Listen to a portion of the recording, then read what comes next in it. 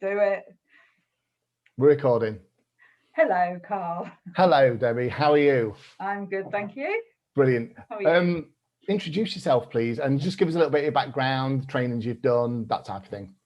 Okay, so I'm Debbie Dawson. I've got a private practice called Changing Status in Lincoln, well, just south of Lincoln, which has been established 10 years now. And previous to that, I worked for 12 years in sort of social care and education with young people with emotional behavioural problems. So the young people and families and foster placements, so really varied, a lot of trauma and difficult situations to deal with. And I was fortunate enough, when I worked for West Sussex County Council, they paid for my NLP training. So it was like, I don't know how I got away with that, but they did. So I did that then, and to be honest, we didn't really use it a lot because of the age of the young people I was working with. And then I trained in my hypnotherapy, and that's when I set my practice up. So sort of trundled on, and for about 4 years using those therapies and Reiki as well. And then this strange builder contacted me about IEMT, and it sounded too good to be true, to be honest. You know, yeah. Were you one of the people that I emailed then? Because I when I first started training, I emailed a load of therapists in the area just to see what response I would get back. And but you were the only lady on it. I was the only lady in a very cold building. It was freezing in there, wasn't it? But so it sounded too good to be true. And I mean, compared to other training, it's cheap, isn't it? You know, it is for what it, and especially once you know for what it is, it's so, you know, so much cheaper. If you look at NLP and hypnotherapy and things like that. So I came along and did the training, and it was amazing. It's really, you know, easy to follow, and it was just the changes were so quick, you know, in comparison to other therapies that I was using. And the one thing that's really stands out, I suppose, before I had IEMT, clients would have, I'd say, about 6 appointments. That seemed to be the key, do you know? And now it's 2 to 4, and the 4, that doesn't include 4 IEMTs. That's if I'm incorporating hypnotherapy as well, you know? Yeah. So it's just greatly reduced the amount of appointments people need. I mean, it's so quick, isn't it, in its effectiveness? Yeah. So, and how long ago was it you did your training? So I was on the first one, wasn't I? So you was on my first training, March 2014. Yeah. Did the training with you, and then 2015 I did my advanced practitioner with Andy. Yeah. In London.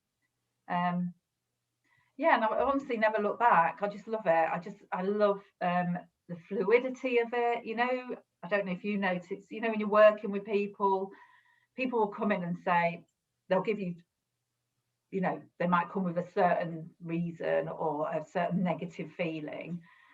And then something else will pop up as you're working with them. It just amazes me how the subconscious just throws the information forward. And they'll say, oh, no, well, I've dealt with that. Well, you've not. You've packed it away in a box, haven't they? And your subconscious is bringing it. Do you find that it brings it forward? It's just amazing. Yeah, and to be honest, I think before, obviously, when I get new practitioners in, you know, going through the training and they're doing the case studies, that the fluidity is a little bit of one of them things. Practice makes perfect. Yeah, you know, I keep telling people just to keep going at it. Yeah. But I also do the eye movements, and obviously the way we kind of interact with the client, because there is a structured way, isn't there? There's a process. I know, obviously, as advanced practitioners, we're allowed to be able to be a little bit flexible with things, but it's only because we're so experienced we know where to get back. Yes, and this is what I try to tell new practitioners: just stick to the process until you know it well enough that if you do get sidetracked a little bit, you know exactly where to pick up from. Certainly. When I first started, I would do I mean, I know you always did double a 2-hour longer sessions, didn't you? But I've always done hour sessions. So the first hour I'd sort of work on all the emotional imprints, and then the second, or whatever, if it worked out that way, separate session, I'd do identity. Yeah. So I'd separate it, whereas now it just all interlinks. And you know, if I'm working with an emotional imprint and there's identity there, I'll just jump over to it and back, you know. Yeah. So going back then, when you said about it firing the unconscious, firing information forward that's relevant, that people don't normally realize that is relevant. Yeah. That it's as though we're just doing a bit of eye movements and the process is taking over and doing what it needs to do without us actually having to do too much. That's what amazes me. Yeah. It never ceases to amaze me. Yeah. And you've been doing 7 years now. Yeah, honestly, it never ever. See, I sit there and I think, there it is. It's coming to us, you know, it's all coming forward. And you know, it's like the mind is suddenly saying, oh, thank God. let me dump this now, you know, let me clear this, and it just pushes it all forward. It's just it's amazing. And you know, when you work with people, you know, I would say the majority come with anxiety, depression, and trauma. You know, I've worked with rape victims and abuse victims like yourself, you know, and to see how quickly, once you're working with the linchpin, how quickly it can alleviate the negative feelings they've had for years. You know, a lot of them have come and they've had, you know, they've been through the whole process. They've had every therapy they can. And I'm the last ditch attempt, you know, A, because I'm not on the NHS, and B, because I've got to pay, you know, it's a financial commitment. Yeah. And then they're just amazed. And to do that, you know, to be able to do that for people is, a privilege, really. Yeah. Yeah. And content free, you know, if someone's coming with a really sensitive situation, so, you know, rape victims, they don't want to talk about the whole thing, do they? Why should they? Why would they want to? Especially when they've been through all of the other, like you say, the other therapies that's been offered, and they've told the story, but still feel the same way. Yeah. And then just to be able to, if they was just to tell that story again, I think the confidence just must drop. You know, it's like, I keep telling people the same thing, but nobody's able to help me. And in a way, by talking about it over and over again, they're just strengthening those neural pathways. Yeah. You know, they're just strengthening that information just there and there, rather than moving. You know, I think IEMT just helps them to move forward, doesn't it? Yeah. And I kind of like the way, and I wanted to point out on the last video that I did with Claire that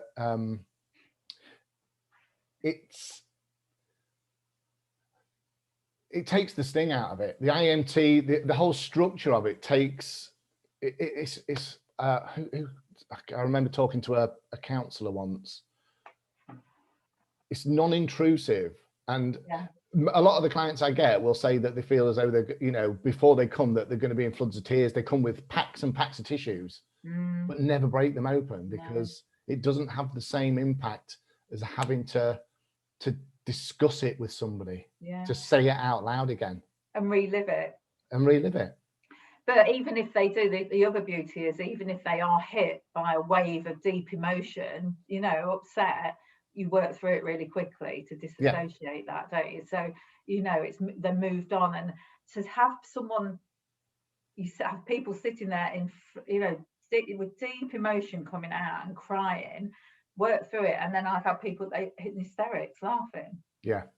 And it's those physiological, isn't it? Those releases, how they release it. And it's so quick. It can literally be tears and laughter within a minute.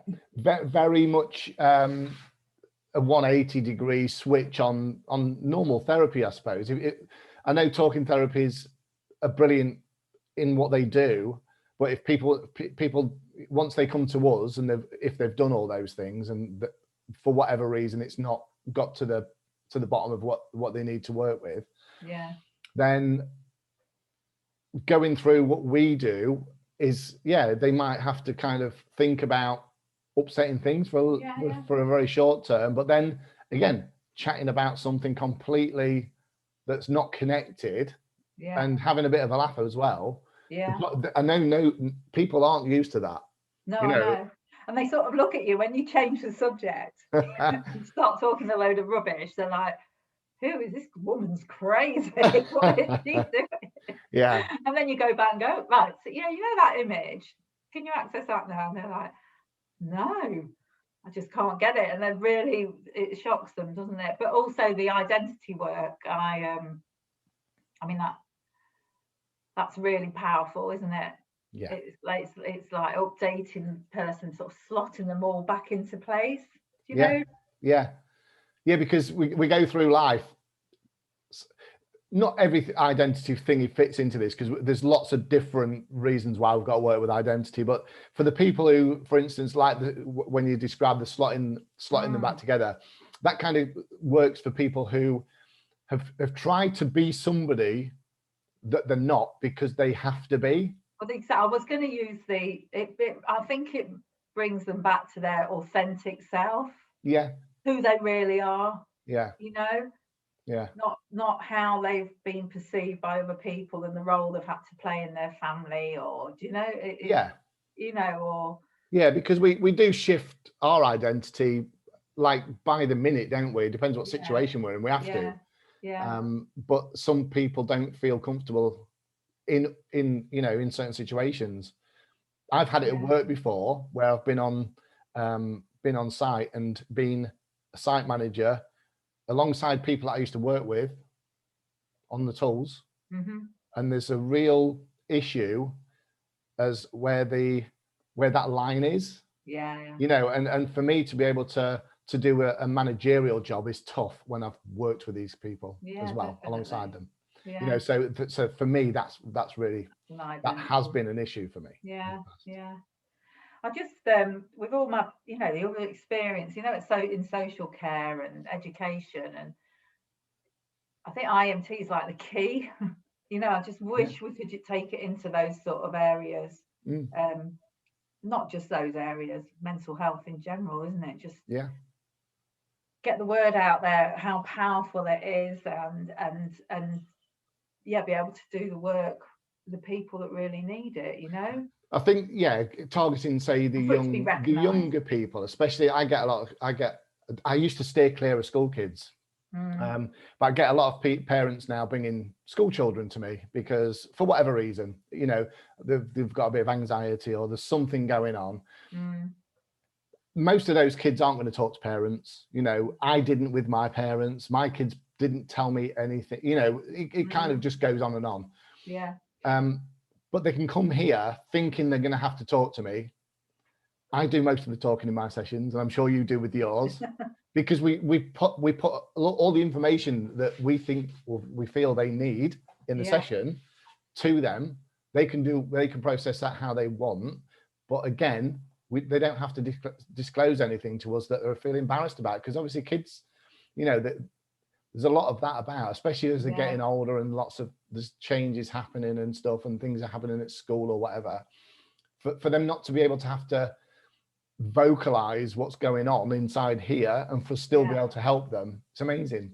I had one young lad, he was about 18 or 19, I think. He'll probably see this video, maybe, I don't know. His mum brought him to see me. She contacted me. He came in really unhappy about being here. They hate it. And I got that, but I started talking to him, and I think he kind of relaxed into just another bloke, there's nothing really wrong here.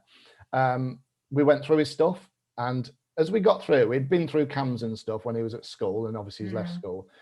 When we got kind of towards the end, he started opening up a little bit. Now, he didn't need to do that, but I think he felt comfortable enough to do that. He got back in the car at the end of the session, and his mum emailed me about half an hour later and said, I don't know what you've done, but I was the worst mother in the world when I was on the way down to you, but he thanked me when he got back in the car.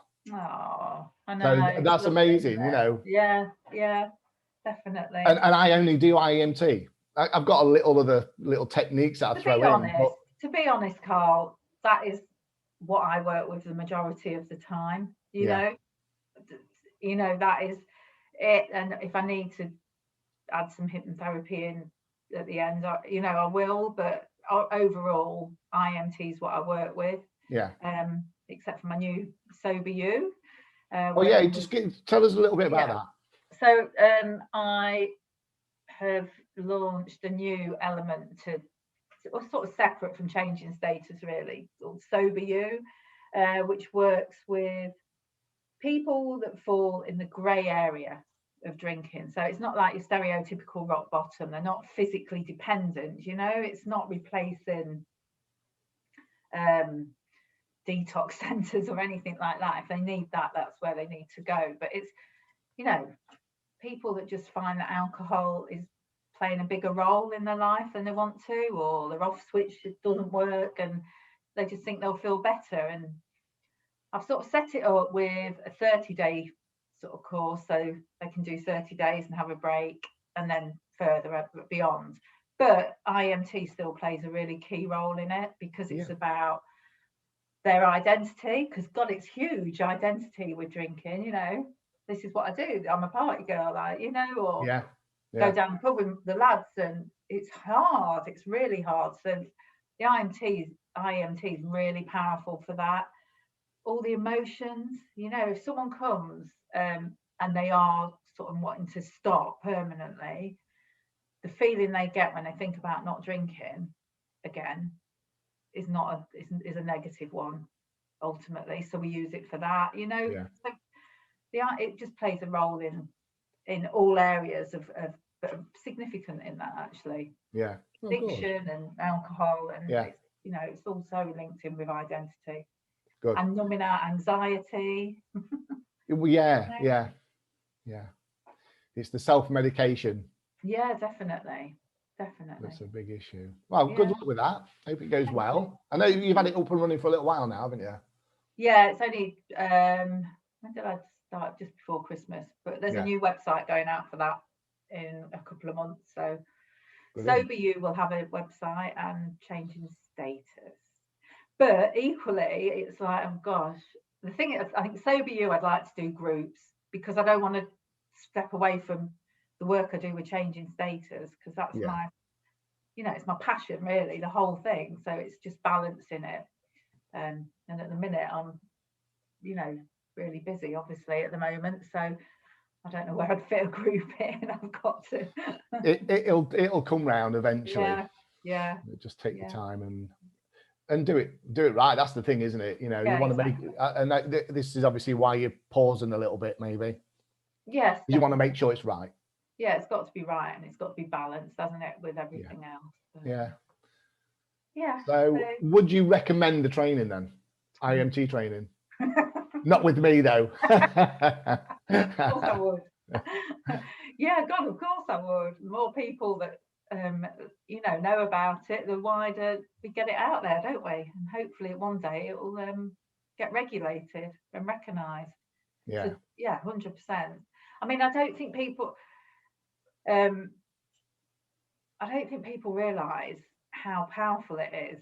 So it's what just do the training and find out, because I think they'll be amazed. It will cut out a lot of angst and upset for clients. Clients can easily be moved forward, can't they? Quickly, and effectively. And you don't get pain-free as well, isn't it? Oh, God, definitely, it is quite pain-free, and you don't get people. The odd person might come back I think there's a couple I've worked with anxiety. A couple of years later, there's two actually have come back. So it's coming back, and actually, when we've looked at it, there's something happening in their life, and it's not coming back. It's literally you just have to talk them through dealing with that. That element. What was that? Just had a thing pop up saying I've got a Zoom meeting in 5 minutes. Have you? I don't know who that's with. I don't think so. No, I'm going to snooze that. Right. Okay. Brilliant. So thank you very much for this chat. That's much appreciated. And you are obviously one of the people I refer to or recommend if I'm busy or there's something that I feel as though would suit you better anyway. Yeah, that's great. I Being appreciate that. being one of the early practitioners, because you were one of the first in the county. I know, and I know it is 7 years now that I've been practicing it. So it's yeah, I think and I think you're learning all the time, aren't you? Still, Oh yeah, don't you think? Just as even after 7 years, there's just new things come up or new ways of working. I definitely get better results now than I did at the start. Oh God, you're right. Just because of certain things I've learned off clients, certain techniques that I've kind of, the core structure of the IEMT I will keep till my dying day. Yes, yeah. But there's obviously little additions or little tweaks I've made along the way that do seem better. And I do actually teach them things as well in my new training. So rather than you having to kind of learn and that on your way through, people are getting that now in the training. So I would say though, if in doubt, when you first train, just stick to that structure. Like I said, I used to separate the emotional and the identity. Yeah. And just do that if that's what suits you, and until you've got that, you feel confident, and then you can start blending them. But don't, you're still gonna get the results. Yeah, definitely. And one more thing, the identity, that's what always amazes me as well, is how people actually grasp that, quite easily. I think when you first train, you think, oh, they're not going to understand it, but they do, they get it, don't they? And do you know what I think it is? A lot of the people who do the practitioner training, it's like we've got a group, haven't we, on Facebook, and the questions always come up about the identity stuff, about putting it across to the client. I think the more simple you put it, the easier they get it anyway. If we kind of word it, or put it across too wordy and too, as we do in the training. I just give them an example. I've got a woman that came to me, and this is true, years and years ago, and said, I know I drink too much, but it makes me feel better. In the morning, I hate myself. And then she said, but it's really difficult to stop. And I went, I don't know that. Yeah. Obviously, I do now, as I've done this course over you. But and that's, I just give them that. Yeah. If they're stuck, or so if they come up with one of the reference points in the in a significant sentence, which it usually is, isn't it? I just say it and say, right, that I that is finding it difficult or doing so and so, and often they get it. So but it is brilliant, isn't it? Yeah, brilliant. I know I shout about it all the time, but I hope people don't think this is just like a business ploy, because it really is that effective. I know, but I do too. But it's like, and then you think, you want to say it's amazing, and that's what I say to clients when they're in. I can't say it's not amazing, because it is. I've not had one person that's walked away with no positive result with it. It's everyone has. So I had a counsellor come on one of my trainings. I'll just give you this one before we finish. Come on my training, and I'd spoke to her before she came on it, kind of just sort of like, I suppose when I talk about it, I probably come across as a bit weird because I love it that much. I am a bit weird, aren't I? Because I love it that much. I think people, it's too good to be true. And she actually said that. She kind of came along on the training to disprove it a little bit. But then she was amazed. Yeah. She was amazed. Yeah, it is amazing. It is amazing. People can't believe it. No. I know. Thank you for introducing me to it, Carl Jackson. Oh, you're welcome. The more the merrier. People say to me, aren't you worried that you're putting yourself out of work? No. People need to know about this, and there's plenty of work for everybody. Of course there is. Yeah. Of course there is. For anybody who's passionate enough to want to do this. Yeah, definitely. Right. Thank you, Debbie. Thank you. All the best with all your business ventures and everything, and I will see you soon. All right then. Take care. Enjoy your rest of your day. And you. See you later. Bye. Bye. Oh, where's my record button?